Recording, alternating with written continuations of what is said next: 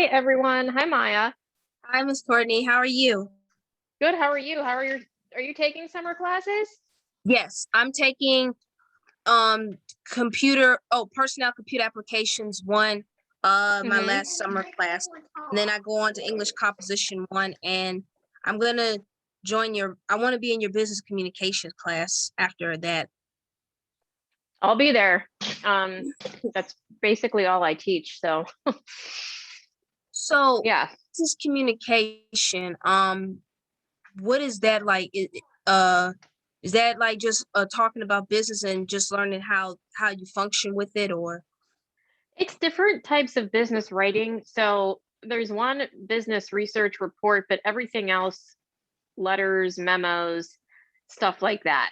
So the students like the class a lot because the assignments are pretty short, usually like no more than a page. Um, the report is the biggest assignment. The tricky part with this class is that the formatting matters so much. So there's a certain format for a letter and a certain format for a memo and that kind of thing. So as long as you follow the figures in the textbook, you'll do fine. A lot of people do really well with it as long as they follow the instructions for the format. Oh, okay. So like AP format. Um, Really, there's no specific style guide format. They ask you to put the research report in APA. I'm kind of flexible with that since we don't really have an APA unit in the class, but most of it is just on a case by case or assignment by assignment basis as far as the format goes. So like a business letter or a business memo, that's really, other than the report, the only kind of formatting that you'd have to pay attention to. Oh, oh, sounds So fun. yeah, I mean, different students and writers excel in different types of classes. Some students like to write the longer essays, the narratives and stuff that you'll see in the composition one course. And then some like to write, these short, little, concise letters and memos. So it all just depends. Oh, okay. Well, I like to write as well too, but knowing me, I'll write. It won't, and then put paragraphs or nothing. I'll just I'll just keep writing. No, there's no wrong way to draft. I always tell the students that, as long as you polish it up and send it along the way that the instructions ask, then how you draft is never an issue. Yeah, I've I want to say it depends on what I'm writing about, but knowing me, like I just write whatever's on my mind. Mm-hmm. Yeah, Yeah. I think I taught composition one time, and the writing was pretty personal. So you'll probably like that class a lot if you like to draw on personal experiences and things, talk about feelings and things like that. You'll probably like composition one a lot. Yeah, I'll be taking English composition one after I finish with personnel computer application with Mr. Michael Copley. I don't know. Copple. Yeah, I know very few instructors there. A lot of the teachers at YSU also teach at Eastern Gateway, but so many of us teach solely online that we don't know each other. So it's a really fast growing community college. So there's a lot of teachers. Oh yeah, well the lessons he give, they're the same as the last class I took with with the different instructor, but at least he explains things to me step by step on what I need to do. So it's pretty fun, and I like working with computers. I help my mom with her work too, because she's in EGCC along with me, but she's doing criminal justice. Well, that's great. That's nice to have uh, Yeah. a buddy like that in school. That's really cool. Um, yeah, it's a good school. What are you majoring in again? Uh, oh, Office of Personnel Management Association in Applied Business. Awesome. Any business degree is so valuable these days. So that's really cool. Yeah, and I keep copies of all my work that I've done, Miss Courtney. I keep copies of Hmm. everything. But I'm really excited to take your class. But I'll make sure that when I write, I don't write long, drawn out sentences. Well, and that's not really, a problem. I think with writing classes, sometimes there's a misconception that like I have to go in and do everything exactly right, but it's a process. So you're there to learn. So part of the class is being brief, but that's part of what you learn how to do in the class. So, it's it can take, that kind of writing can take some getting used to, but that's what we hope to teach you to do in that class. So Well, I like to write. I like to write just about anything. I like to write about my life, my family, my friends, mhm. my loved ones. I just like writing about everything. I feel like people should express more about how they feel with writing. Sometimes words don't have to describe what you're saying. You can just write it out. It doesn't have to make sense as long as you like it. No, that's right. And that's why I've always kept a journal. Oh, So me too. I have a yeah. journal. So I'm glad you can make it tonight. I think Yeah, we had about I like all the school activities because this is the only school I've went to online really that actually gets more involved with the students, like cap and mhm. gown drawings. And I did this drawing too. I did this drawing with the Oh, awesome. yeah, That's so I did cool.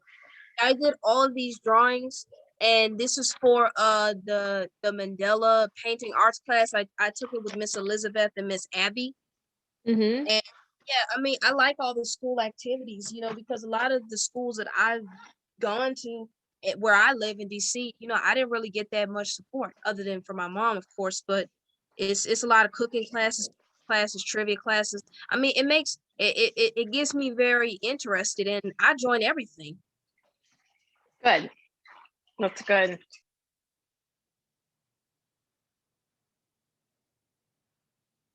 I'm gonna join a game trivia class tomorrow, and June 24th, which is my birthday, I'm gonna join uh uh, what's that, a bracelet knitting class. That's awesome. Happy early birthday too. Oh, thank you. I'll be 30. I'm gonna turn 35 on September 1st. Look I thought you were like 29. I appreciate that. Yeah, but Yeah, I Eastern really like. Gateway, I think they have a lot. There, so many of their students are online. I think more of their students, most of them are online, way more than attend in person. So I think they've kind of done well adapting to making the online community feel welcome and providing different things for them to do. So you see more interaction, I think, than maybe you would at some other places that are online. Oh yeah, I really do see a lot more interaction with this school. I really like it.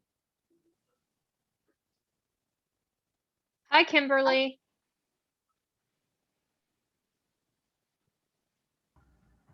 Hello. How are you? Good.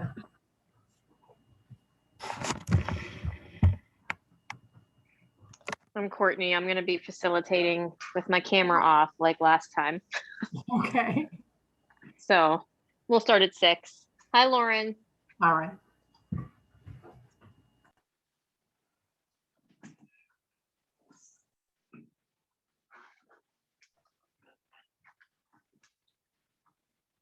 Courtney, I made you a co-host in case I get bumped off, since No Patrick's not problem. going to be here. So in case a disaster happens here, That's totally fine. Yep. you can carry on.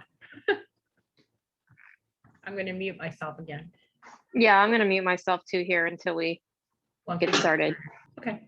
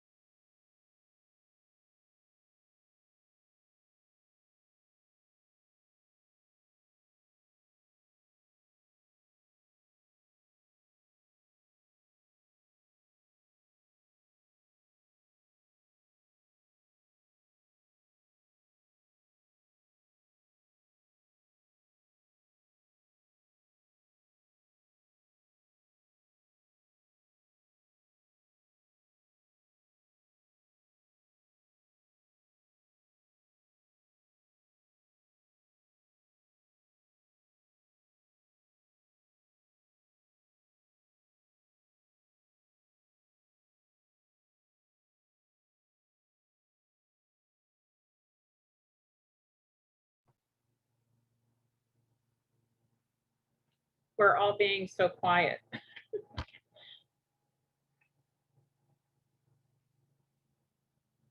You guys can chatter away. I think Crystal said she didn't think she got the link, so I sent that to her like 10 minutes ago. So hopefully Please. she gets, I think she'll get it. She was on the lookout for it. Okay.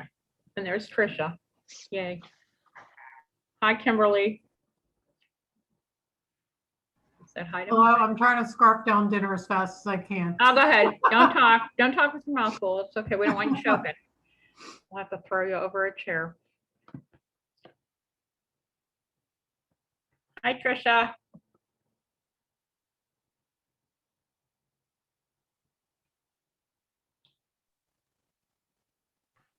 Hi. Can you hear me? We can hear you. I don't know why my video's turned off. Okay. How do you do? I should put my headshot up. It's way better.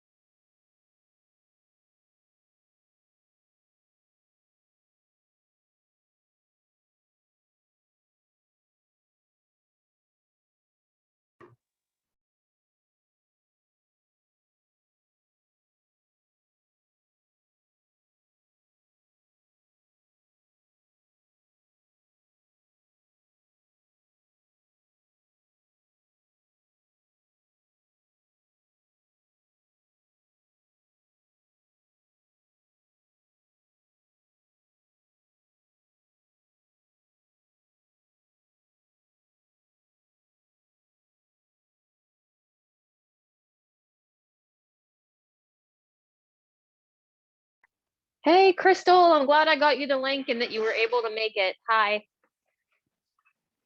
Hello, thank you. Trying to find my I don't know why it's not doing my background for me, so I'm hiding right now.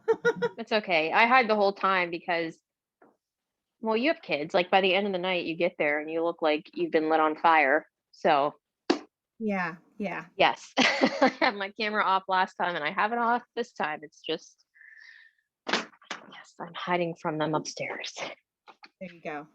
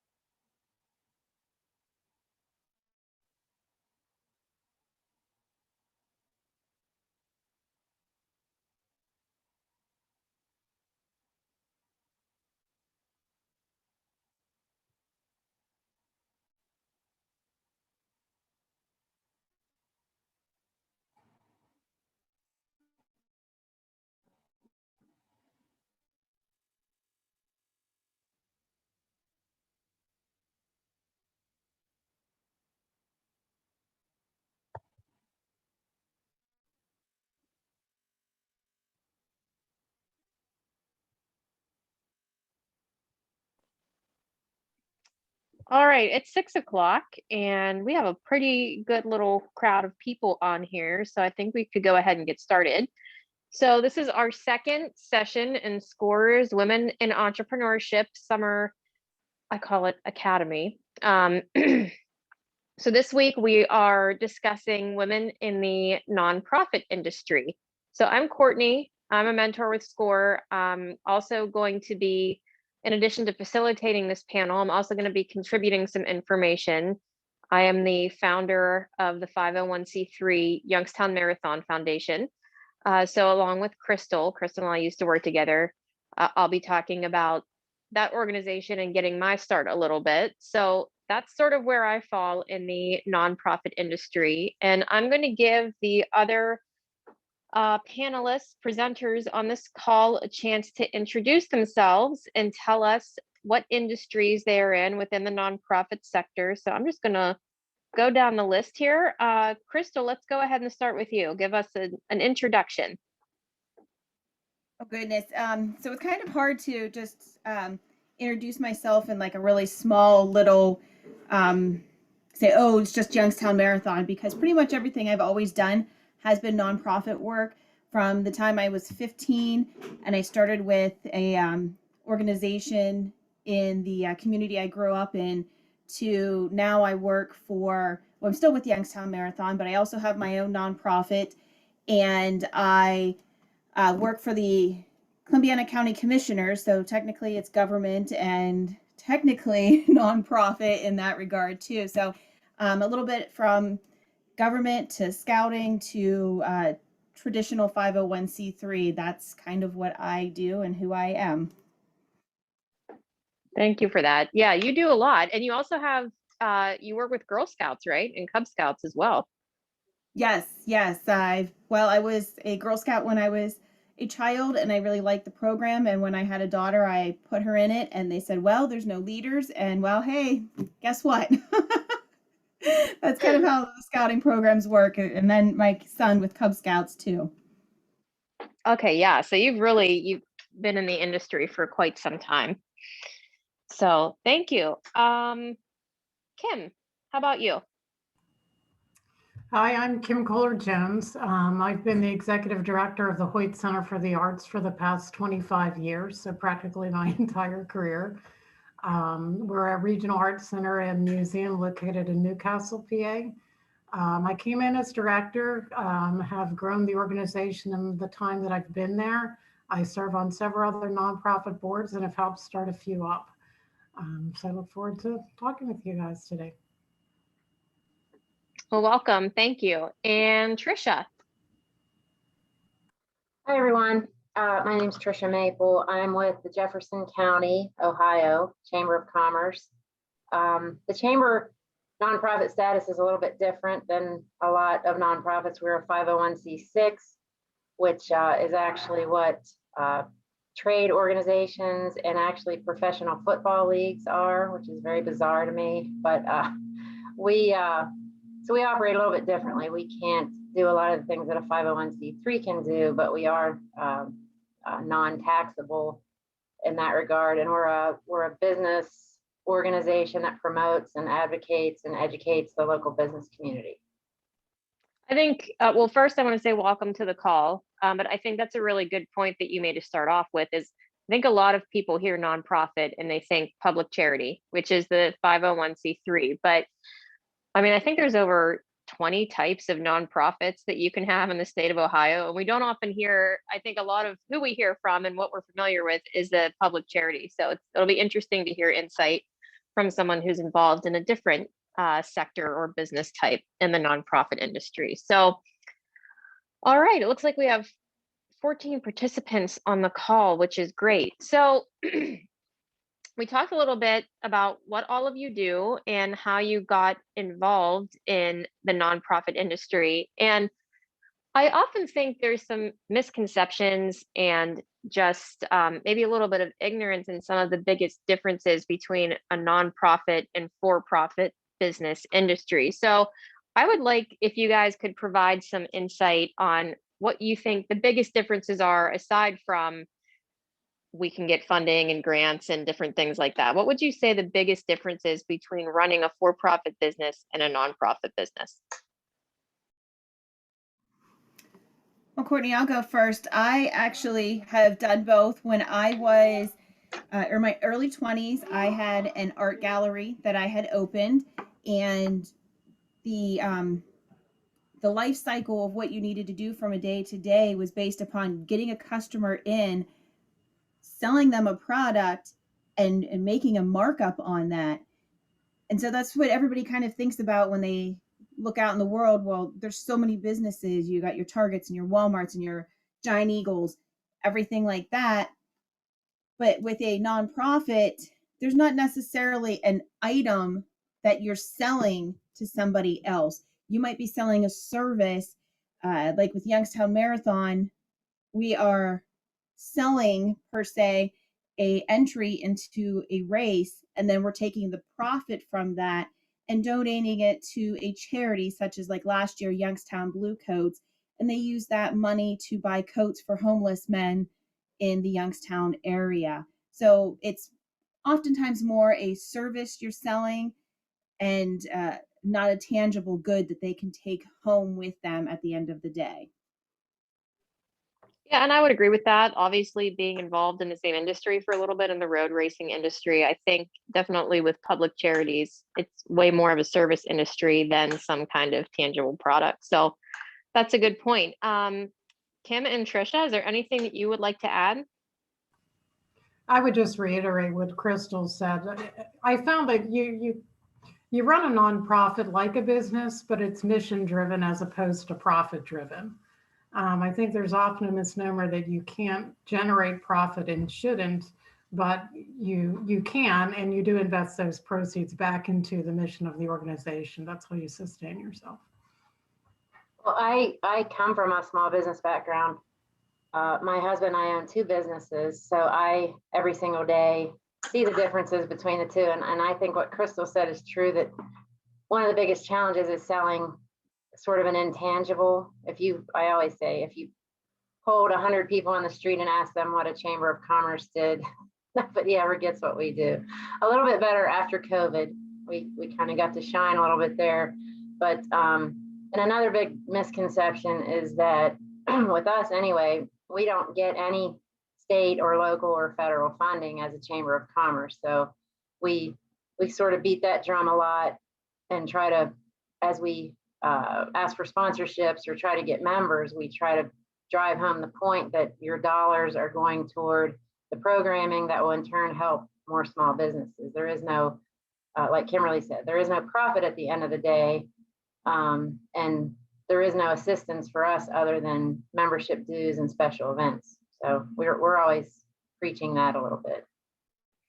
So these are good points here. And my husband owns an art gallery, a for-profit art gallery. So I sort of saw the differences too, kind of day in, day out for a little bit, where my job as the CEO and the race director of the Marathon Foundation was soliciting sponsors, large sponsors, title sponsors that we had.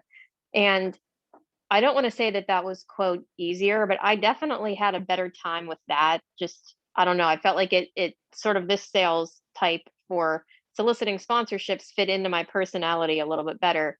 But if I had to go sell a product, I don't really know that I would be that good at that. So I'm sort of interested to hear maybe what you ladies think about that as well. Do you find soliciting other organizations and individuals for a service or a sponsorship in the nonprofit industry is in some ways easier than selling some kind of tangible product in a for-profit industry? I think there's probably 2 sides to that. I think it's easier in that people don't think it's going into your pocket. So, when I try to seek sponsorships for our events or programming and things, they know that it's sort of helping, it's helping their fellow business owners and managers. So, and then on the flip side, at a small business, I agree with you, Courtney. I'm not great at sales. I'm great at sales of the chamber because I'm passionate about it, but to sell a for-profit product is a whole different animal, and I don't think it's seen as honorable, which is bad, but that's just how I feel. I mean, it's yeah, and I think that's sort of what I've internalized. It's in my own head, like you said, whether it's right or wrong. Is it bad? Probably not, but I've always just felt, I guess, more comfortable, I think is the way to put it, soliciting these large dollar amounts for a service, because those of us who get into the nonprofit industry, and we'll get to this next, this is something that most of us really, really believe in. Not that you can't believe in a for-profit product or business as well, but if you're passionate about the service industry, then that's what you're passionate about. So back to what we were discussing. differences between soliciting sales for a for-profit business, asking for sponsorships and grants to a nonprofit. Crystal, did you have anything you wanted to add to that? So I think the industry that I am mostly in is a bit unique in that there's a twofold of what I'm trying to sell. And I do a decent job of writing the paperwork to present for those sales pitches for the expos and the sponsorship stuff like that, but selling it in person is a little bit more difficult for me. However, we're also doing the entry fees for the races, and I really find that's a lot easier for me, probably because my background is in running. I also coach, and so I could just talk and sell a race entry like nothing. And the reality is they're not getting, I mean, they're getting a race. I'm like, hey, pay $120 to come run for 13, 18, 20 miles, whatever the event is. But getting somebody to come out and get a sponsorship, I can get them. I don't like doing it as much. It's that sell up that sometimes you have to be not only comfortable with it, but you also have to believe that that product that you're giving them is really worth everything that they're getting from it. And when you're with a nonprofit organization, the fact of the matter is it's not just one person, like a sole proprietorship, that's making all the decisions. Sometimes it's an entire board, and you have to sell a product that everybody else believes in, maybe more than you. Yeah, that was I wouldn't say challenging, but I mean, Crystal knows how the race started. Like, I probably should not have been doing this because I had no experience, but the Youngstown Marathon sort of fell in my lap, and we threw this board together, and we'll talk about boards in a little bit here, but I'm not just saying this. I was lucky to work with such wonderful individuals who really had a passion for the industry and the sport like I did. So yeah, I mean, I think that's an excellent point that, I mean, it's sort of like a group work project sometimes, like you're all kind of coming together and making these decisions for things. Tricia, did you have anything you wanted to add? I do know that, and my fellow panelists probably agree, that the sponsorship dollar is not as easy to get as it used to be. I've been to a lot of workshops just in the chamber world that have done a good job at teaching how to tell your sponsor that they really are getting that amount of, whether it's $2,500 or $10,000. They now expect, at least in the chamber world, they expect to see tangible things in return. Like it used to be, you could say, we're going to put your logo on everything.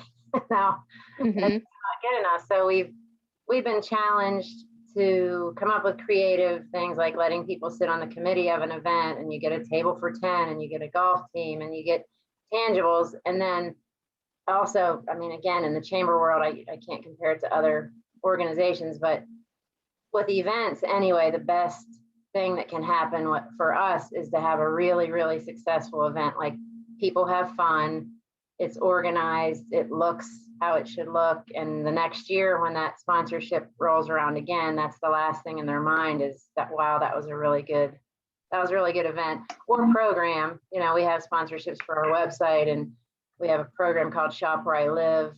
So in our industry anyway, it's finding a sponsor that makes sense.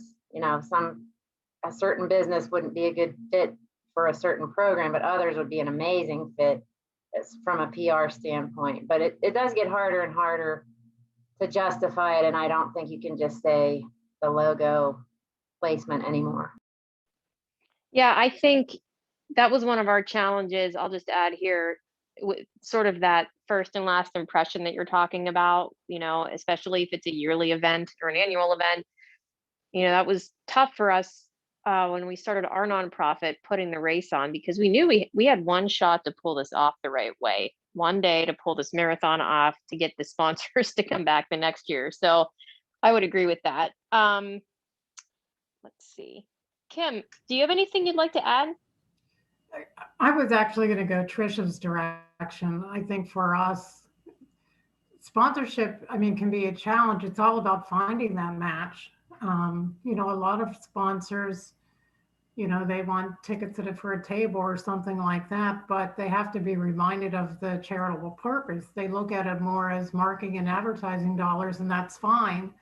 But sometimes, and maybe particularly for a chamber of commerce, you've got to look at it at how are you improving the environment, you know, for the workforce or for, you know, a company or a client to come in. And oftentimes they'll use our events to entertain those clients. They've let us know that if an event hasn't gone well, what changes they'd like to see made. And, you know, that's so, you know, you're starting to get into a little bit of the challenges, but when it comes right down to it, sometimes you're trying to sell a service or a product, if you will, of something that someone doesn't necessarily want or need. I mean, if somebody wants to buy shoes, they're going to go to a shoe store. But nonprofits are a little more vague. So it's about demonstrating a need and a relevance to the greater good or to a community issue or problem. And that's where we found success, is demonstrating how what our role has been in addressing some of these needs. It's hard to Thank say. you. that Yes. Good. Yeah, no, that was really well said. Crystal, I'd be curious to know before we get to the next question here. So the two other panelists are kind of saying that sponsors are looking maybe a little bit more for experiences in addition to the logos and the names and the swag handed out. And in the racing industry, obviously, I haven't been in it for a few years now. Do you find the same thing happening with the title sponsors and some of the other sponsors for your other businesses? So I do see that they want more of an experience out of their participation. They don't want to just give that dollar amount. I know they expect to be at that finish line with a table to market their product or their business of any sort. They expect to be at the expo. We're not doing it this year, but we had a spaghetti dinner a couple of years ago. They wanted free tickets to that. They want to be a part of it. And even while they're being a part of it, they don't necessarily, like at the spaghetti dinner, they don't want people to know who they are as using it as a marketing experience. They want that dinner. They want it for free. They just want to be there and enjoy themselves. So as Kimberly said, sometimes you have to remind them about how it is a nonprofit and how we're trying to raise funds for a charitable cause of some sort, organization that doesn't make money off of tax dollars necessarily. So yeah, it's getting harder to just sell them on the logo on an item. They want more than that now. Yeah, I remember we had to include race registrations with some of those sponsorships the first year. So I guess it's kind of been happening a little bit in this kind of industry. So I want to shift gears a little bit and maybe talk about some of the mistakes that we made when starting out in these industries. And this kind of ties in with what we're talking about now. So I'll go first with one of the biggest mistakes that I made was forgetting to put the U.S. Air Force Reserve title sponsors on the back of the t-shirt. And they paid us a pretty decent amount for that kind of thing. So, you know, that was something that I was really upset about, kind of had to overcome as the leader of the organization. So we worked something out. I believe we gave them money off of the title sponsorship the next year. I mean, they were just really sweet and kind to work with in the first place, but that's sort of the story that sticks out in my head. I forgot to put the logo on the back of the shirts. And then I also went into one of our biggest title sponsors, my first meeting with them, and I forgot to put the cost of the t-shirts on the budgets, which was pointed out to me during the meeting. So those are kind of two, I guess, learning curves about being a little bit more meticulous. I do think in the nonprofit industry, with the bookkeeping, with pretty much everything, you really have to be meticulous about tracking where every single penny goes. It's a good practice, obviously, for any business, but, you know, as a nonprofit and you're getting public funding from either organizations or people, it's important to be able to tell people when they want to know where their money is going. So I'd be curious to know, Crystal, we will start with you since you're on the screen here. What's been a learning experience or a mistake that you made that you always look back to when you were starting a nonprofit, either in the marathon or the philanthropic foundation, or give us some insight? So, gosh, I'm trying to remember how many years ago it was that my husband and I started up our nonprofit. We didn't know anybody that had their own nonprofit. And I had to literally go to Barnes and Nobles and buy a book on how to start a nonprofit to do that. And it was a lot of work, very time consuming. The internet was not available the way it is today to file stuff online. And so the biggest learning curve I had was just not having the knowledge of what I was trying to do. I decided to put on an event before I had my nonprofit status. And so these organizations that I was approaching for donations were like, well, what's your 501c3? And that was my first indication that I did not know what I was doing and that I needed to go do some research. I didn't know what a 501c3 was. I just was like, well, we're nonprofit. What does it matter? So research beforehand, learn from those around you. And if you don't know somebody with that kind of a experience, use the library, use the bookstore, use the internet. There's information out there. Do that first. And that was probably, did you guys have to fill out that giant 990 form, like the book-sized one to start? Because they have that expedited form now, which I almost made the mistake of not filling out. But filing for a nonprofit used to be pretty cumbersome, right? Yeah, so my nonprofit document that I had to write, because I did not want to pay a lawyer to write it, that was, I think, about 80 pages long. And Oh my gosh. yes, thank goodness a lot of that is standard size language that you can copy and paste. But all those intricate things like, oh, what are you giving the money to? Where can you accept the money from? How many board members? All those different types of things. You still had to make those decisions and still had to incorporate it correctly into that pre-written language. So even though it was 80 pages long and some of that was provided through a program I bought, I still had to write half of it myself. So yeah, again, lawyers are expensive, but you learn. You learn. Yeah, we had a CPA help us with ours too, and that was invaluable because again, I accepted a $15,000 sponsorship actually without having established as a nonprofit. So I had to kind of backtrack and, deal with that. So it didn't look like it was personal income because it wasn't. So I've been there as well. Kim, what's something you can share with us? Something sort of a obstacle that you faced, some kind of lesson that you learned when you were starting out in this industry? There's so many. It's been a long time.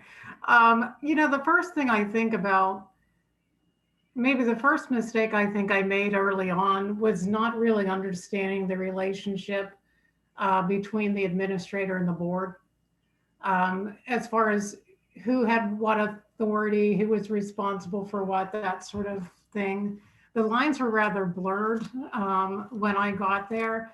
And I mean, this seems like a very simple thing. We decided to repaint the rooms. And as an art organization, we wanted to add some color. So we were painting one room blue and one room red. Well, the watercolor students had a fit. And they went to the board of trustees and complained. And next thing you know, I had board members down my neck. Why are you painting the walls?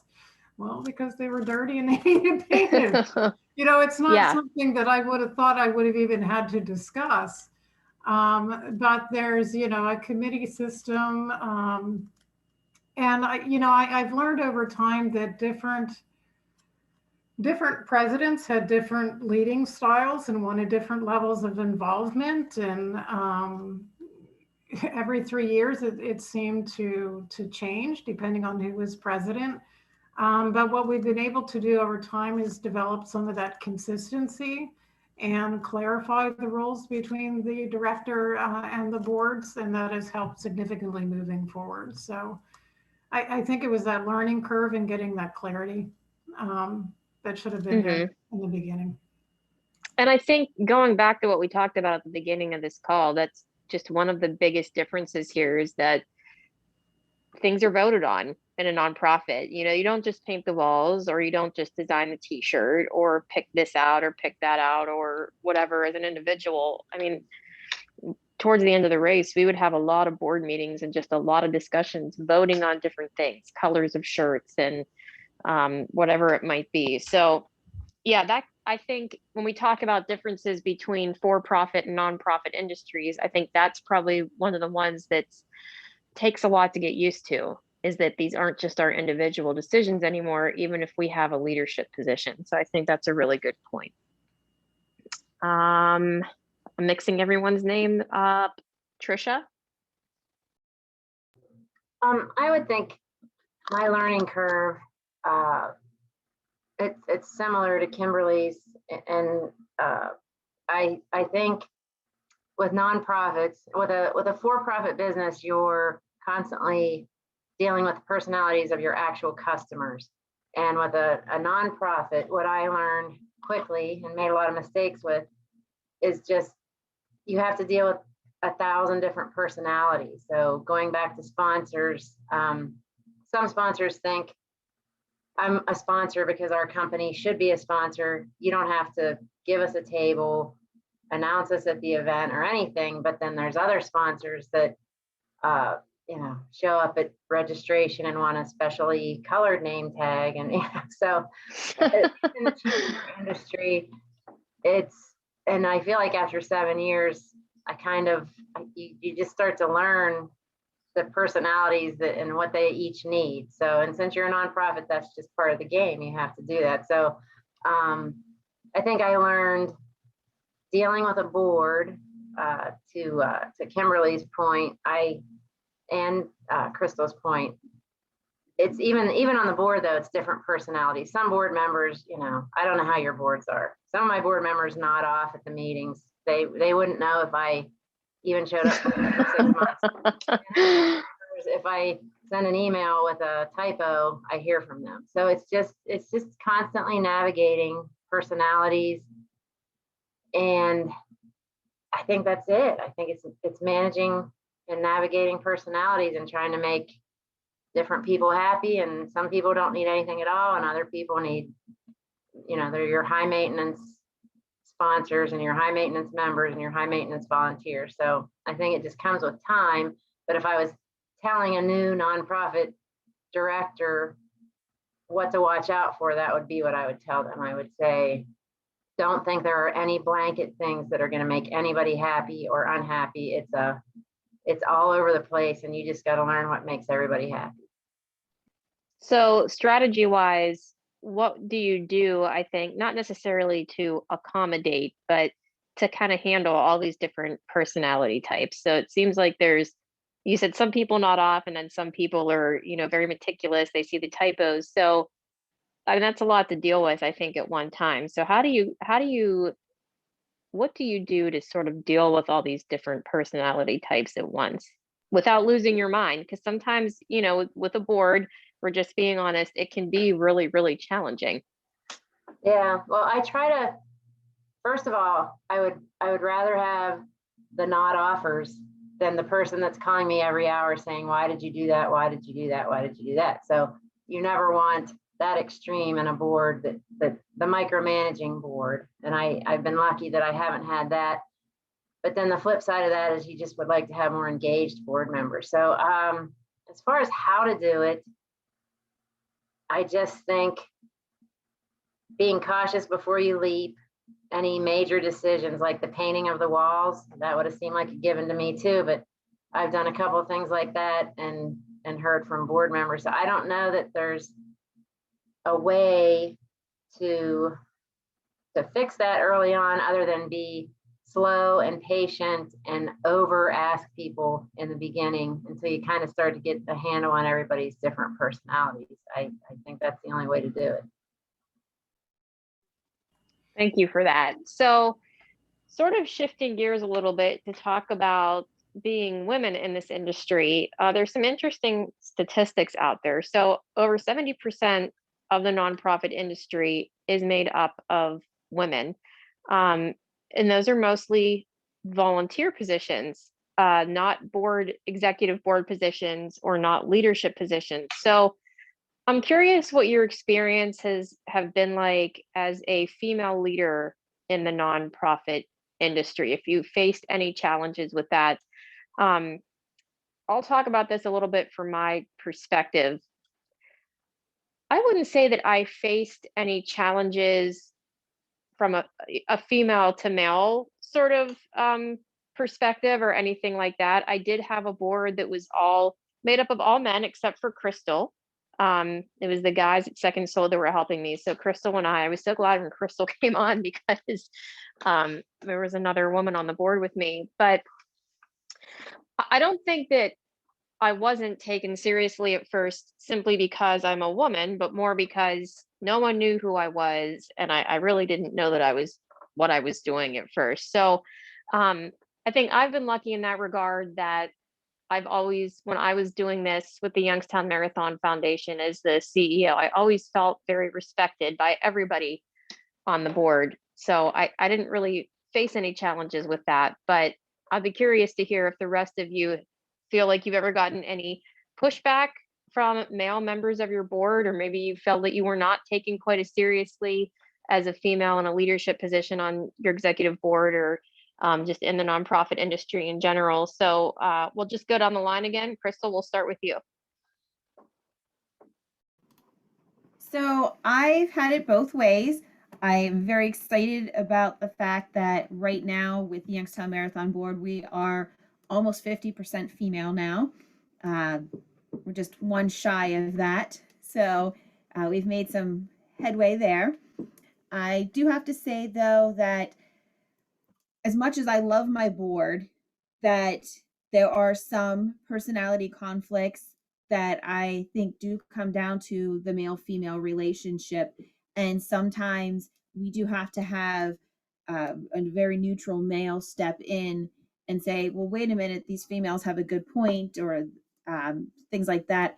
I do see, not just with that board, but other organizations that I've been with, that because I have a strong personality and I tend to not just be nice and pleasant and soft spoken, I get passionate and I get loud, and sometimes I can be abrasive, I guess might be the word that some people would like to throw out at me. No, assertive, never abrasive. Assertive is good. That's not what's being used, but I think that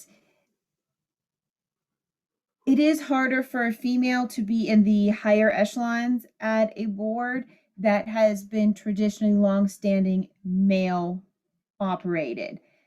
But with that being said, for the most part, I've been very fortunate to have a lot of boards that have had very open-minded males that have stood up for the females and said, no, wait a minute, give her a chance. She has knowledge or she wouldn't be here in the first place. So not as much as the other industries I've been in. I've worked in schools, which for most parts are very much known to be female operated internally with all the teaching staff, but the boards tend to be male. And I've seen more of the males and the females being separated based upon their sexes there than I do in the traditional nonprofit world. So those are really good points. And talking about the racing industry, obviously your husband has an executive position on the board as well. So do you ever feel like it's difficult for you to be your own person in the racing industry? Because, well, Josh, he's been doing timing and he is super fast and has done races before. So do you ever feel like it's kind of pushed aside as like, oh, okay, like this is Josh's wife? Or do you feel like you've been able to be your own person in the road racing industry sort of alongside your husband? Actually, that's a really good question, because the irony is I was the one that introduced Josh into the timing portion of the Oh, okay. running world. I had worked for another company before Second Soul, and that's what I did for a living for a couple of years. And then Josh had lost his job and so he started tagging along with me, and then he got the job at Second Soul. So I got him into that portion of it. Ironically, he got me into the running portion of it, and that's kind of how we met and started dating. And I think one of the ironies is that everybody really, for the first couple of years, I was just Josh's girlfriend or just Josh's wife. And now that I've been coaching more and people know my name, and because I've continued to run myself and my name's out there, I was on the board for the Youngstown Roadrunners Club for a few years. People have started to see me as a separate entity from him. And sometimes now when we're out there in public, instead of everybody going, oh, it's Josh Boggs, he was a state athlete and he has won half marathons and he's super fast and he works here and da da da. It's now, oh, you're married to Crystal. So the rules have kind of reversed since we first started Perfect. our relationship together. That's awesome. Yeah, thanks for commenting on that. I thought that was an important question to ask in a session like this. So I had no idea that you were the one that got the start in the timing industry. So that's really cool. Tricia, what challenges have you faced as a woman in leadership in the nonprofit industry? I feel like, first of all, I followed a female chamber president. She was there for 10 years at our organization, and there was just a 1-year gap between me and her. So I think she laid the groundwork for strong females. I don't feel like, I feel like the only issues I've had are with men who probably, I don't know how to say this delicately. It's not because I'm at my role. It's probably because they're like that, whether they're in a restaurant or a gas station or a hotel or a meeting or whatever. I don't think it was anything to do with me. That was their personality. And I'm also up there with Crystal as far as being pretty outspoken and pretty blunt. And I'm very passionate about when you're in the chamber offices and when you're in our chamber boardroom, there's a certain way that you're going to act. And if you can't act that way, then you're going to have to leave. So I can honestly say, I've probably had the same amount of issues with women for whatever reason as I have with men. And I don't know if it's an authority thing or a sort of and this might not sit well, but sometimes I feel like there's a women don't rally behind other women thing that happens, at least that I've seen just in the past few years, especially. So there's men that are just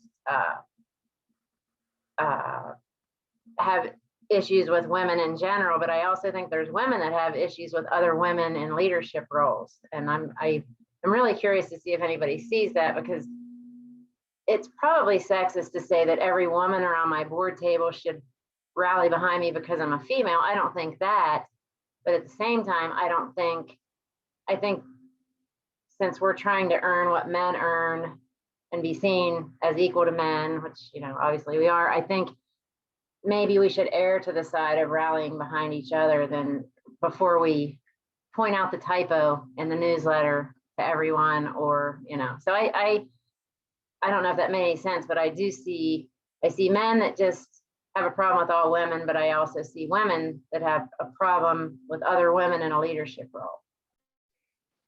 I'll step in. I think that's a great point. There can be some cattiness. That's kind of what I like to call. There can be some drama. And since, we're being honest and discussing this, I've run into that in the road racing industry when I first started. I was leading this thing. I was doing all this. I was trying to work with someone who apparently wanted to start a marathon in the city of Youngstown and didn't do it. So there was that sort of elephant in the room. This person was not on the board, but she was wanting to volunteer and wanting to do different things and stuff like that. And yeah, there was definitely, I think, some issue with that. Someone who thought, hey, maybe I should be the one who should be in this position.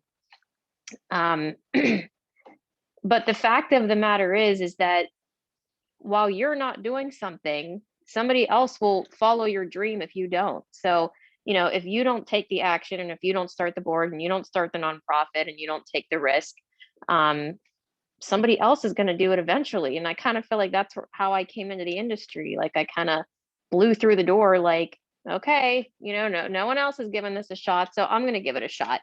And it worked out. But I mean, as far as the board, I loved working with Crystal. I loved working with some of the other women that we worked closely with, even if they didn't have a board position. But yeah, I think there is definitely, people had to warm up. We'll put it that way. They had to warm up to who I was, my personality type, and understanding that, I was leading this whole thing. So I think that's a really important point, and I appreciate the honesty in you bringing that up. Kim, would you like to add to this discussion, challenges you faced as a woman in the nonprofit industry? I've experienced the same as both Crystal and Tricia. Well, the board was probably 50-50, was definitely male dominated. And most of the men on board could have been my father, if not my grandfather. And so their view towards the workplace was somewhat antiquated. And they always took a very fatherly approach to telling me what they thought needed done. On the other hand, there was some cattiness too. And I think I felt at first like I was constantly having to prove myself, like trying to make a parent happy, sort of thing. But as I did prove myself and my worth and my value in the community, and started to be asked to serve on other boards and take on other community roles, it was the outsiders that made my board members take notice of the value that I contributed. And so, I'm based on Tricia's comments about the competitiveness with the women. I'm wondering it's because we have to work so hard sometimes to establish our place at the table, kind of stake your claim, if you will. That competitiveness is even there. I'm not saying that it should be. I'm just trying to rationalize why we might feel that way towards one another as women. But recently, I have found, at least in my circles, that the bond or the strength of the support for each other has gotten stronger. And I think as the younger generations, kind of the lines are blurring with gender in general, it's becoming less of an issue. I think that's a good point. That last point that you made, I think that's a really good point. This is a really good discussion. So shifting gears here, Crystal, we'll start with you. What's the biggest effect, or how has COVID impacted your businesses this year? Obviously, in the road racing industry, putting people together in a crowd was something that was kind of illegal for a little while. You couldn't do that. So what was the biggest challenge your organization faced during the pandemic, and how did you overcome that, or how are you working to overcome that to continue moving forward in your nonprofits? So this is a long answer, so I'll try to keep it short. Last year, when everything first started shutting down in April, I was sitting at home on the 1 week that the school sent me home and said, well, you're going to stay at home. We don't know what to do with you yet. And Josh and I were sitting there brainstorming. We're like, we got to do something. We can't race. All these races were shutting down starting St. Patrick's Day weekend. And they weren't, at that time, you weren't told you couldn't have the event, but you weren't told that you could. So it was kind of like this really fuzzy gray area where people were being precautious and shutting down before we were told we had to. So come April, we decided to put on a virtual race, which is something I had been trying to promote for several years. And everybody kept saying, oh, who wants to do a virtual race? There's no point in that. There's no purpose. And I kept saying, there is. Sometimes people just can't participate for whatever reason. I had no idea that the virtual race was going to become the standard because of COVID. So I was a little ahead of the curve because we had that in place for the past prior years for Youngstown Marathon. So it was an easy transition to do a virtual event right off the bat in April. As we got closer to the marathon date in October, we had full permission from almost the entire community to actually hold the event. We did not have permission from the city of Youngstown to hold the event in their portion of the community. So when you're the Youngstown Marathon and your event runs through Youngstown, not just Boardman and places like that, you kind of get stuck. You can't have your event the way you thought you could. We ended up having to cancel that as an in-person and go virtual only. On the other hand, my husband and I put on races for our own nonprofit organization, and we were able to start having those events in July.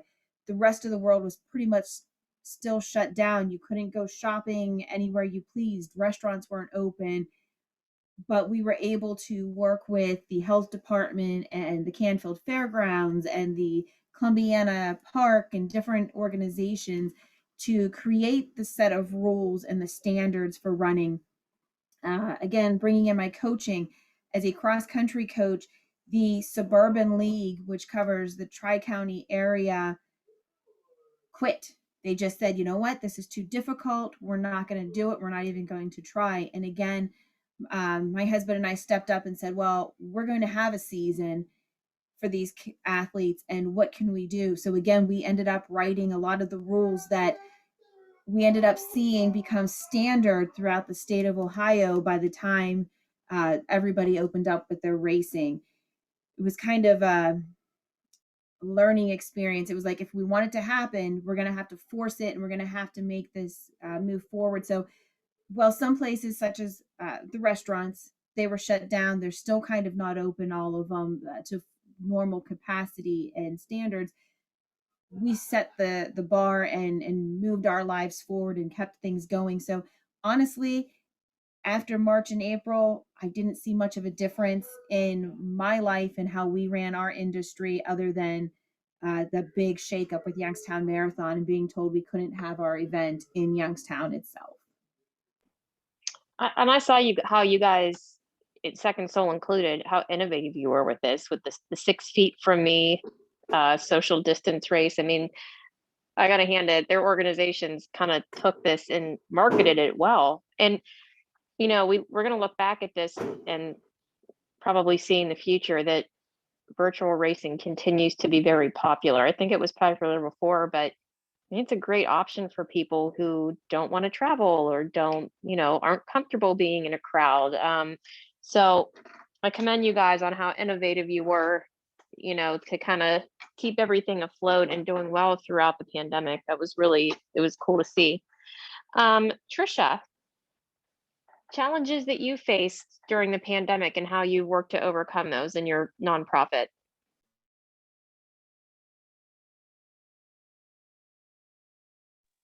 My space thing wasn't working. The chamber world was just turned upside down. So I hate people that act dramatic, but we were in charge of helping small business. And so first my staff all went home. I sent them home, and we have a lot of square footage. So I stayed. We never closed for one day because I thought, if anybody that has to stay open, the chamber has to stay open. So I talked to myself a lot. I was like just fielding calls from businesses of all sizes, very emotional calls. Their voices are cracking, like, what are we supposed to do? I need money. I need you to tell everybody I'm open, or I'm not open, or I have delivery, or I have curbside, or it was insane. But like I said earlier, it really was a sort of a silver lining for the chamber industry, because I had invoices being returned for membership dues where people took a Sharpie and wrote, "Great job. I finally get what you do. I finally get why I pay my membership dues." So it was like sad on one hand, but exciting on the other hand, because we became the disseminator of all information. I'm getting stuff from the governor, from the Ohio Attorney General, from the health department, and we just well, it wasn't we, it was me. I just constantly organized everything and sent it out to people because they were trying to run their business. They didn't have time to figure out what they should be reading. So we started a COVID resource page that still exists. And it was just divided into Ohio information, West Virginia information, because we're on the border, loan and grant, SBA, just, it was divided like that. So we were trying to help all of our businesses. We instantly quit worrying about who was paid and not paid. We didn't completely quit billing people. A lot of chambers, I'm on a lot of group things with chambers. A lot of chambers just instantly stopped billing anybody for their dues. And I thought, I'm not going to do that quite yet, because some people really killed it during COVID. There were major industries, whether it was a manufacturer or the local hardware store, that was probably had one of their best years ever. So I thought, I'm not going to completely quit billing people for their dues, but the letter they get is definitely going to be different. It's going to say stuff like, we know it's crazy right now. If you need to defer your billing, and it forced us to finally set up payment plans, and you can pay monthly, divide your dues into 12, you can pay quarterly. So it forced a lot of things I always wanted to do that were on the back burner to the front burner, which was good. We also did a thing called Fast Forward, where we had about 40 members that were really, really late. And we did kind of like the library used to do, where they would have a couple weeks where you could return your books and not pay a fine. So we said, if you pay within the next 30 days, or at least tell us you're going to pay, everything you've ever owed is waived and it goes away. So January 1st will be your new membership due date, and we're going to start you over on January 1st. So we saved about $8,000 in dues that way.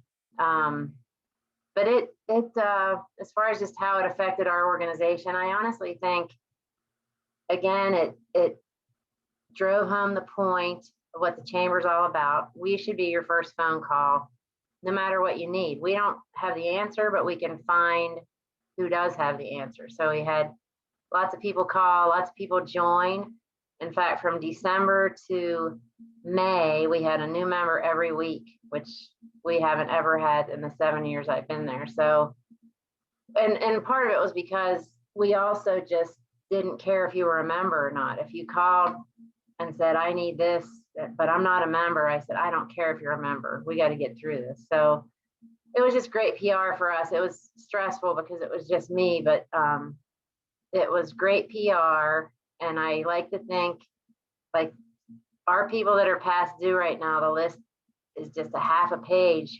It used to be a page and a half always of my 30, 60, 90 people. And I think it brought a new awareness to what our organization does. I'm sure, it's different for whatever your organization does, but for the Chamber of Commerce that deals with small business, it was great PR. It was awful while it was happening, but it was great PR.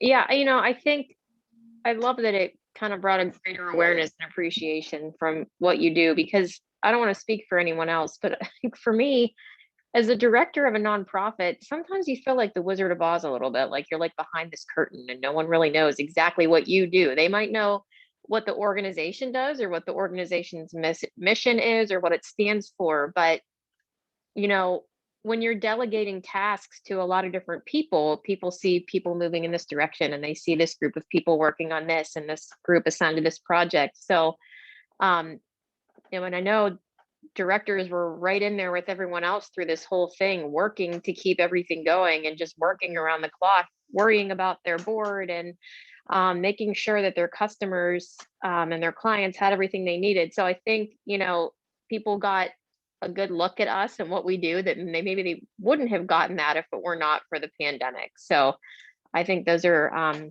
really good points that you made. So Kim, I would love to hear your thoughts on this too, the challenges that you faced, especially with the art museum and a place where people congregate. I almost feel guilty in saying we came out stronger than we went in.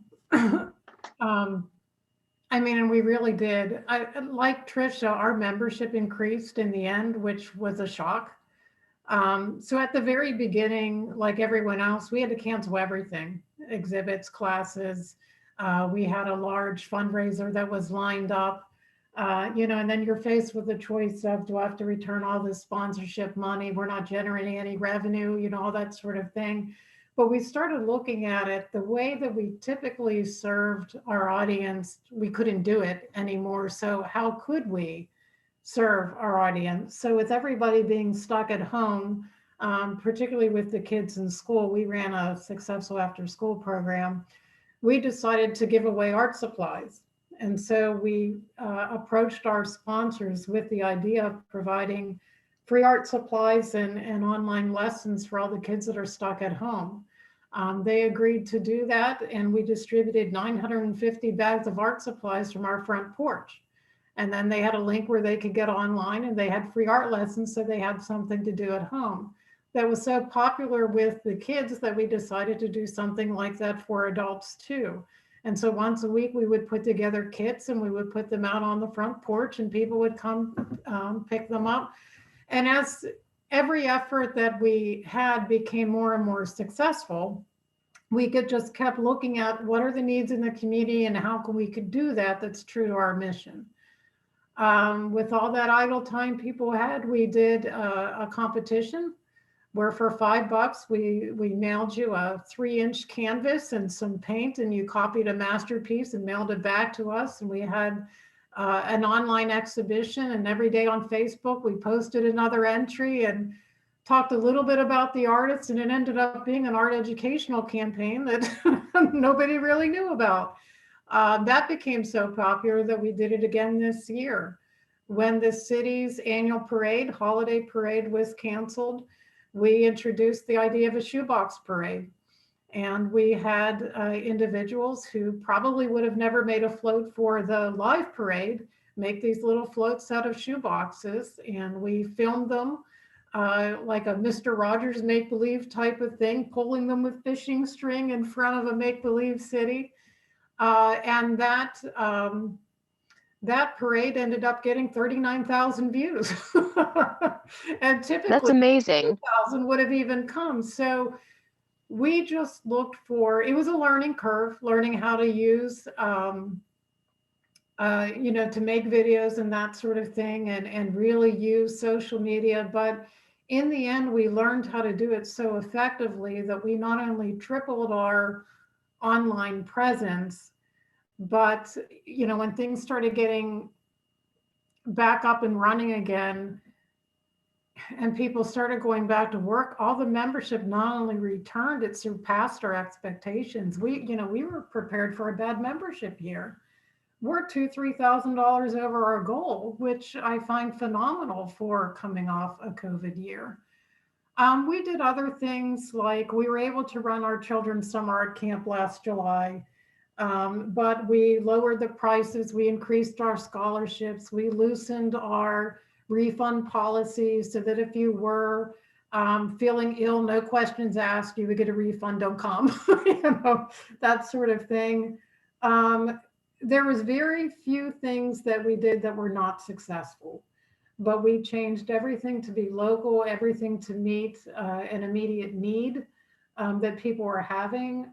There was a lot of stress. So we came up with meditative workshops geared towards adults. They would start off with maybe a yoga exercise and then get into a painting that doing mandalas or sand painting or something like that. In the end, a lot of what we introduced, because we were scrambling for ideas to stay engaged, is going to stick around. And so I think we proved our value too. Like Tricia said, people realized how important the chamber was. I think they realized how important the Hoyt was to our local community too, and that's where our engagement went up so high.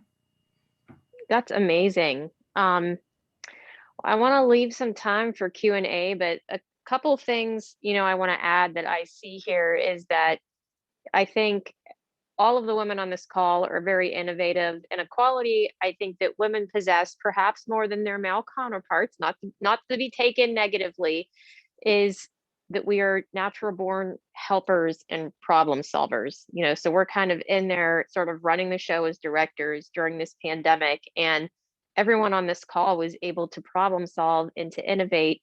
And women are also very empathetic, to know what people need and to take it to the next level. So it was so great to hear all of these stories and all of the creativity that you guys have. I really want to thank you for sharing everything. And I want to open it up for questions. So if you'd like to ask a question, feel free to type in the chat. I am monitoring the chat, or you are free to take yourself off mute. Hey, Courtney, it's Ron. Hi, Ron. How are you? So, I'm so good. How I are do you? want to say, good. I do want to say a couple things about tonight's session. It was very well done, and it's very interesting coming out of the for-profit world. And any chance I get to stay in the nonprofit world, I try to take advantage of that because it is different. But I do have a question for Kim. And Kim, I'm not from the county, but I think the Hoyt is one of the gems of Lawrence County. Obviously, it's a good place. And can you give us a little history on it, and what is your mission and how it's funded? So our mission Just to give us some back. Sure. Our mission is to expand and enrich the life of the community through participation in the arts. It's intentionally broad because I feel there's a number of I feel the arts touch everything. So there's a number of ways that we can expand and enrich the life. We're involved in education, we're involved in economics, we're involved in community revitalization, a number of things. It was originally started by the Hoyt family. In fact, our organization is located in the two mansions that were formerly owned by the Hoyt siblings, Mayama and Alex Crawford Hoyt. They were built side by side. Mayama passed away first in '64. And there was a group of local artists that had been meeting with her that she was involved in. So her brother challenged them, if you can raise $30,000 to start an endowment, I will gift you her house. And that $30,000 was originally just for the maintenance of the building. They were successful in doing that. And the Art Center started in her house while the other Hoyts continued to live next door. Alex passed away in '77 and his wife in '84. And their estates took a couple years to settle, but originally their house was to be gifted to Jameson Hospital. They decided not to turn it into a nursing home, and through a grant from the Hoyt Foundation, which is a separate entity from us, just shares the same name, we were able to acquire the building and add it onto the property. When I started in '96, they were pretty much still acting like a grassroots organization. They offered classes, they had exhibits, they had a summer camp program, but that was pretty much it. It was considered a country club for the wealthy, and in a lot of respects acted that way. It had a very limited affluent audience.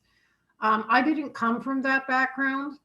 And when I looked at the long-term sustainability of the organization, and when I considered the state of our community, I figured that it didn't matter how much money we had or how great our programs or beautiful our buildings were if everything around us was dying.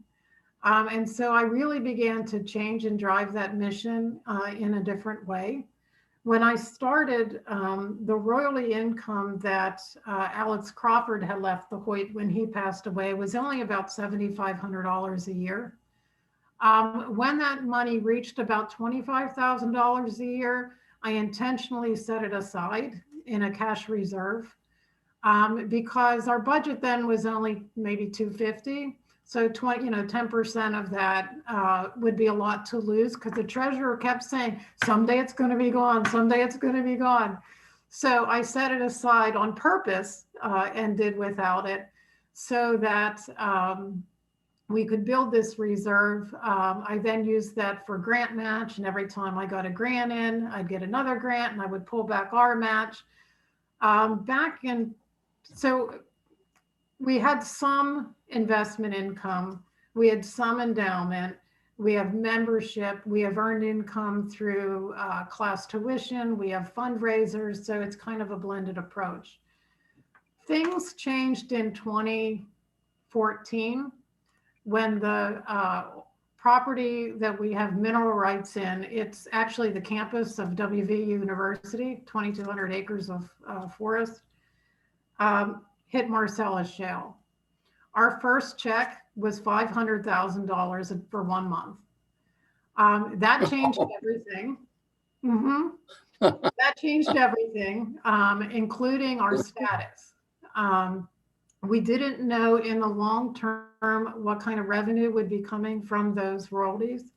But on the other hand, we knew that if it lasted for more than a year or two, that we would not be able to sustain our nonprofit status. We'd have to start giving the money away. So what we did was change the status of the Hoyt Center for the Arts from a 501c3 to a foundation, to a support organization. And the only purpose for that organization to exist is support the new nonprofit that we formed, which is Arts and Education at the Hoyt, which is the program arm of the Hoyt Center.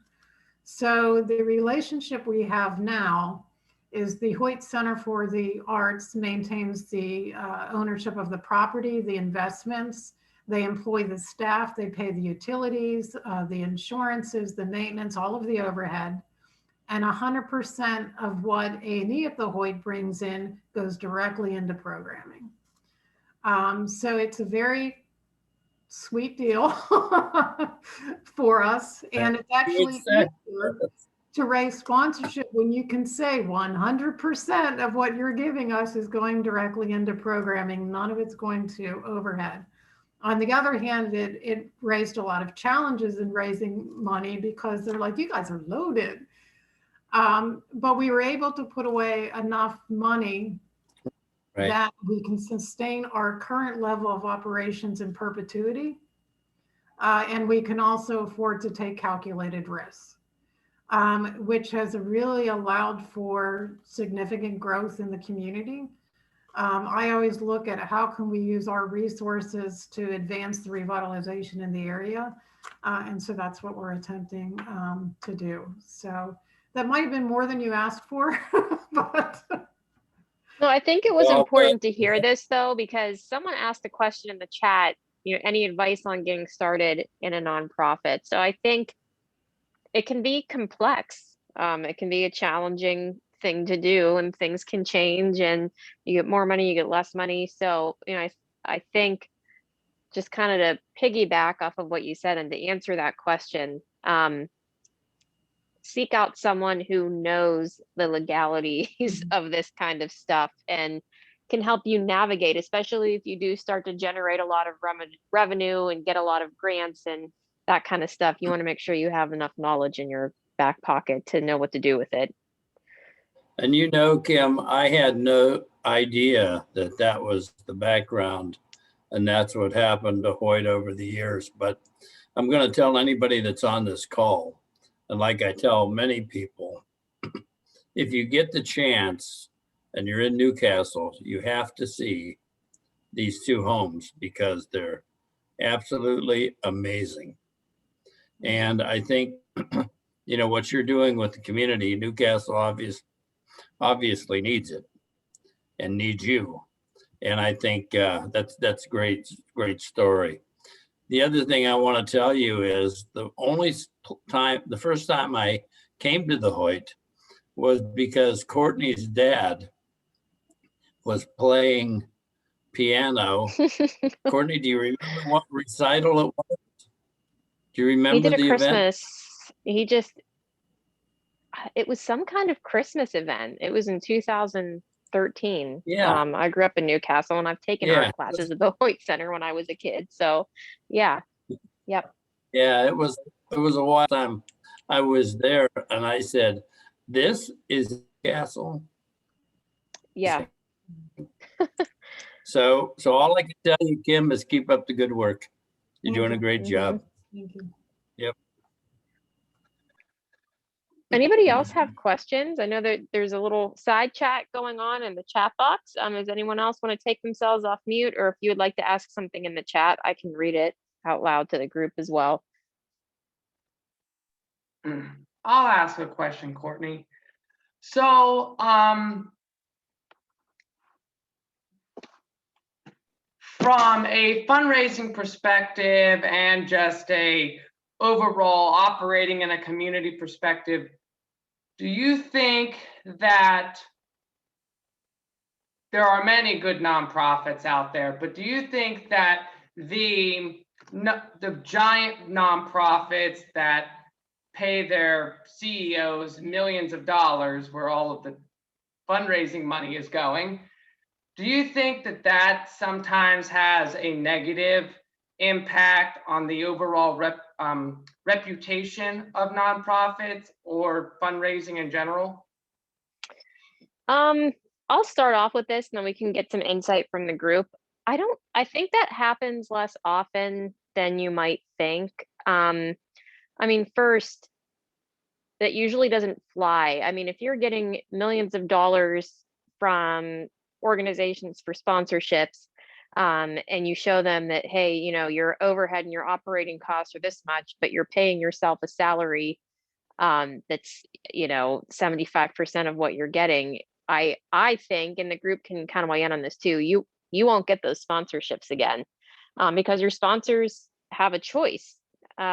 If they feel that you are not using the funding for the greater good of the community or simply for what you say it should be used for, then they just won't give it to you, and eventually you won't be able to operate. So because nonprofits have to be so transparent and people can find out where money goes via an annual report or attending a public annual meeting, I don't think nonprofits really get a bad name. But my experience has been that people think that everyone working for a nonprofit is just a volunteer. I don't mean just a volunteer, you know, in a way that they don't matter. We couldn't run them without volunteers. But I think more people are surprised that, hey, this can be, you know, you can make a career as a director of a nonprofit. So anybody else want to weigh in on that? So the experience I've had through the years is that a lot of these bigger organizations are so big that somebody in the community that needs a wheelchair ramp, they can't go to the Gates Foundation and say, I need a wheelchair ramp. Can you help me? Because they're not going to be able to jump through all the hoops and the paperwork and everything that's necessary to get a donation or a grant or anything like that from a big foundation like that.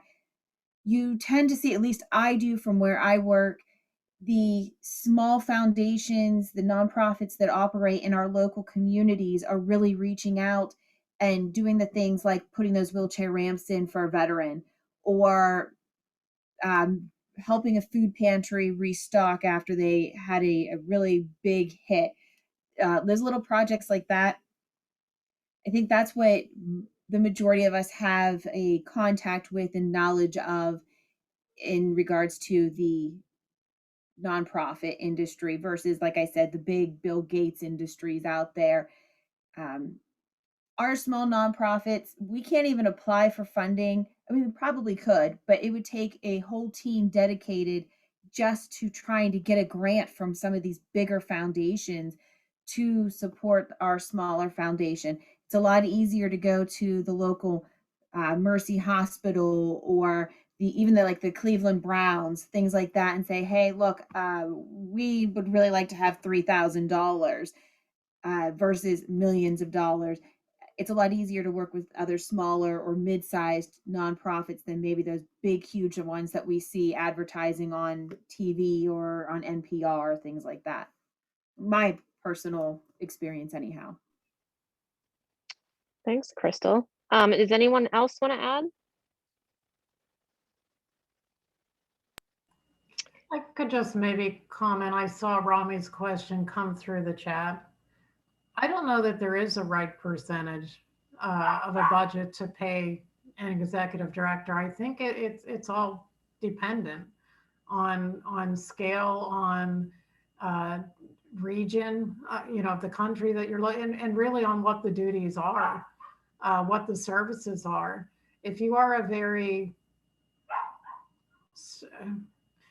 if you're a very service driven organization where the majority of your programs and services are actually provided by your staff, then it's okay for your budget or your expense budget to be personnel heavy, because that's where the benefit of your organization is coming from.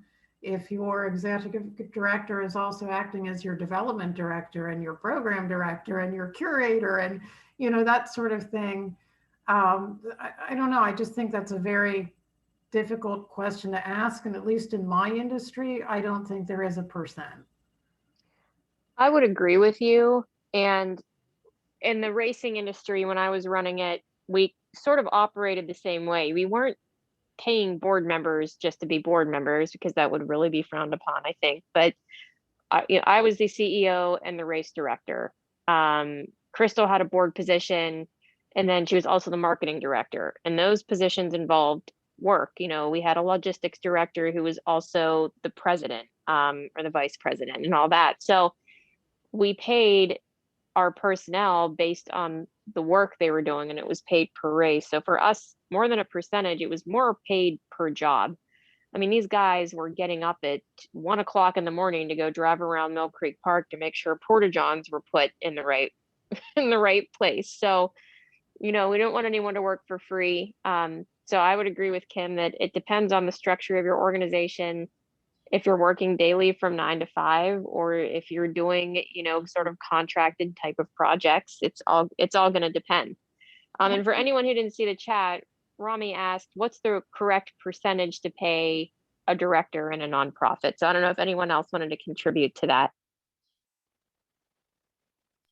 I was just gonna back up to not that question or not that issue, but the national image sort of certain nonprofits. And I think our local chapters, the Red Cross and United Way, just come to the top of the list, because sometimes they're in the news for bad reasons. And I feel that because our local chapters are run very well. I happen to be a Red Cross volunteer, but anytime it's in the news that their leader is making too much money, or the money isn't going where it's supposed to be, I think it hurts our local chapters. And the other thing I would say is, sometimes at the chamber, that's one of our biggest categories of memberships. I think I said that before, is our nonprofits.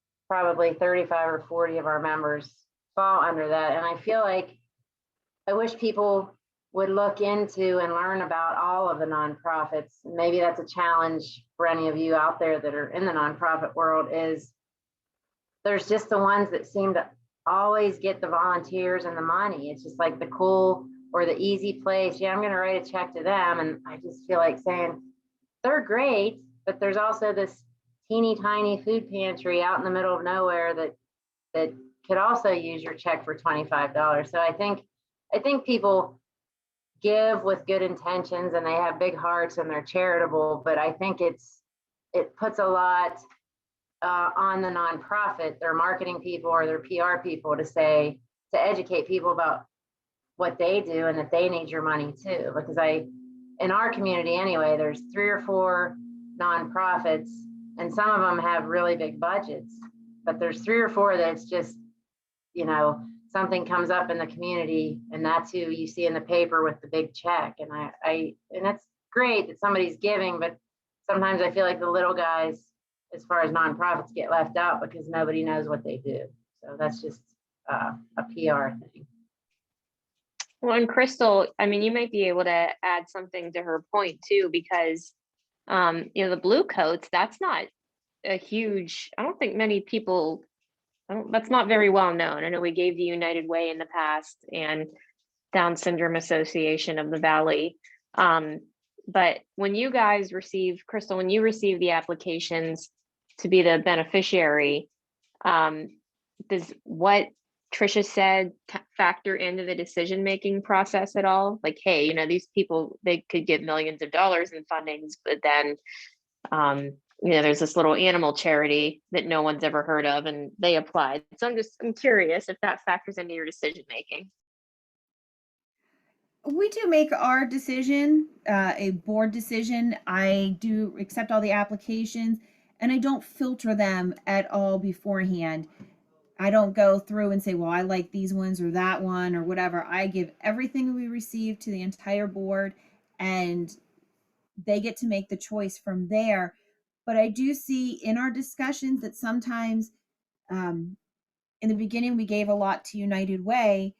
And it was beneficial for us to do that because United Way in return said, well, we'll make sure we send this many volunteers and this, that, and whatever. Well, and not that we've been around a long time yet with the Youngstown Marathon, but the trend we noticed was every year they were giving us fewer and fewer volunteers.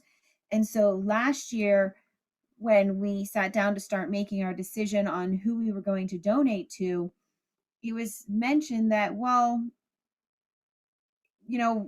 what does United Way do for us as well? If we're going to give them all these dollars, what can we get in return from them to help us? And one of the things that Youngstown Bluecoats did was they were very eager to be there. They brought their huge blue school bus and helped promote what they did to the community. They volunteered at our event with a stop, and they were so supportive to the athletes that came through an event in the prior year before COVID canceled things, that people afterwards filled out surveys and said the Youngstown Bluecoat station was so supportive that we felt morally better after running past it. We're so thankful that you're picking a cause that is small and that nobody really knows about, that doesn't necessarily get the big grant dollars, things like that. So I do see that the community is leaning towards wanting small groups to receive the funding. They respond better to that. When we do social media posts, they definitely put more likes on it for something like Youngstown Bluecoats versus United Way. And something I want to bring up that Crystal mentioned that I just want to put out there, when you're picking a beneficiary, if you're in that kind of nonprofit industry, it's okay to expect something out of the charity that you're donating to or the organization that you're working with. It's okay to expect some PR. It's okay to expect volunteers. It's okay to expect work of some kind, volunteer work from people that are getting your money and that are your beneficiaries in that kind of industry. I think maybe there's a little bit of guilt associated with that. Like, well, this is a charity and I'm donating this and I don't want to ask for anything in return. You might be in an industry where you need volunteers, that's very volunteer heavy, like the road race industry. So, if that's you or that's something that you start, it is absolutely acceptable to expect some kind of help or contribution in the form of work or volunteering from the charity that you pick. So, all right, we probably have time. It's 7:24. We probably have time for one more question. So I anybody have a else? question. Yes, I do. Kim, I guess for those of you that don't know, Kim's board president is a professor and the graduate school director at Westminster. So I know her and had the opportunity to listen to Kim come in and talk in one of our classes last semester. And she talked about some of the diversity initiatives that they're taking on and helping to educate their staff about, to kind of raise awareness for those issues. Kim, could you kind of talk about how you went about that and what the impacts of that have been? Yeah, well, we're only getting started. I think we've got a long way to go. Initially when we introduced the idea of embracing diversity, equity, inclusion in the organization, it was met with some resistance from both the board and the staff. Not that they didn't want to be inclusive of different peoples, but they didn't feel it was needed. One of our board members was, I don't hear anybody complaining, out there complaining about us. And, why should we be following the trend, is the way it was put. I explained to him, well, probably the reason why you're not hearing any complaints are because all of your friends, the people you're talking to are just like you. So we started reading a book called White Fragility that was recommended by our other board president, because we have two boards, and she happens to be a Black woman, called White Fragility. And we kind of treated it like a book club, because I knew there was resistance on the staff, and some of the staff, not all. And I knew I couldn't make them read it or make them participate in diversity training. So we would take about 15 minutes at the end of every staff meeting. We meet every 2 weeks. And we would read a chapter of the book, and then those who did read it would discuss the takeaways, of what they got from that recent experience. And by doing so, the ones who didn't want to participate started chiming in and, sharing their opinions. And some of the things that I took from the book and some of the diversity training that I've been through is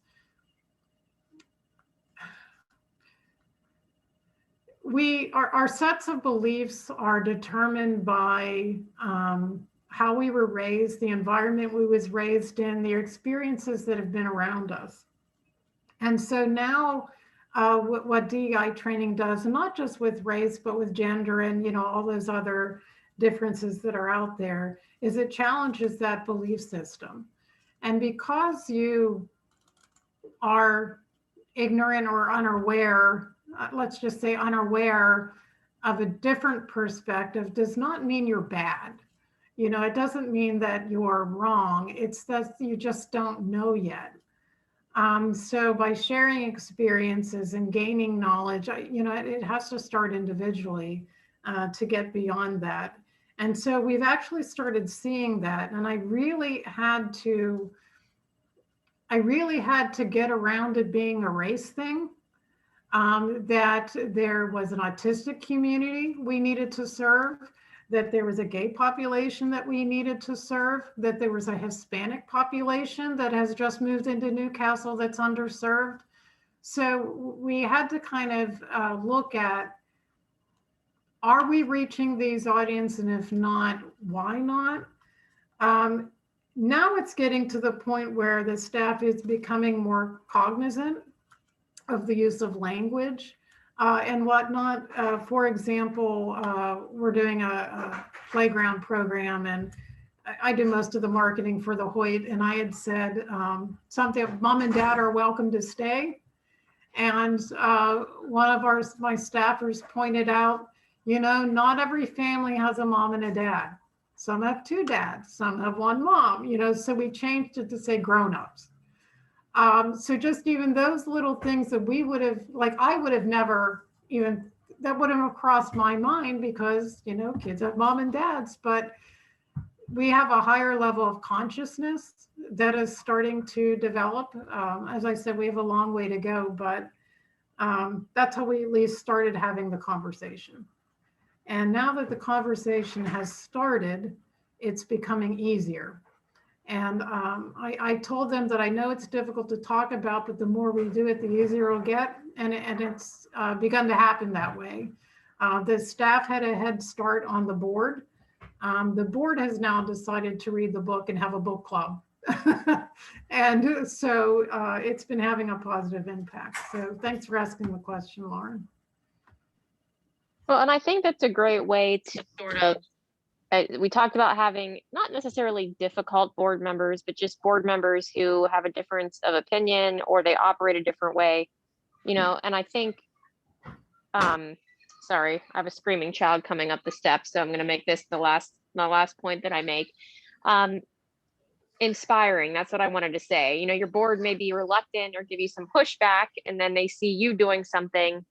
And I feel like that's the best way to really lead a board into a decision or into learning more, is to lead by example. So All right, well, we are just about out of time. This was such a great discussion. I want to say thank you to all the panelists for taking the time out to participate. We will have another one of these sessions. Ron, what's the session next Wednesday that we're doing? Oh, you caught me without my pen. Oh, and I can't see her. Maybe, I'm Lauren. Lauren, do you know? Next week is women in Georgianne. healthcare. Healthcare. Okay, And so Lauren women is in, women in healthcare. Yes. Lauren is facilitating. yeah, so Lauren will be facilitating next week. Definitely stop by. I feel like the information we've gotten so far in the 2 panels that we've had has been valuable, regardless if you're in the industry or not. So thank you again. I really appreciate all of the insight. And does anyone else have anything they want to add before we head out here? No, just it was a great session. I agree. Thank you. Have a good night, everyone. Take care, guys. Bye-bye. Yeah, bye. Good night. Good night.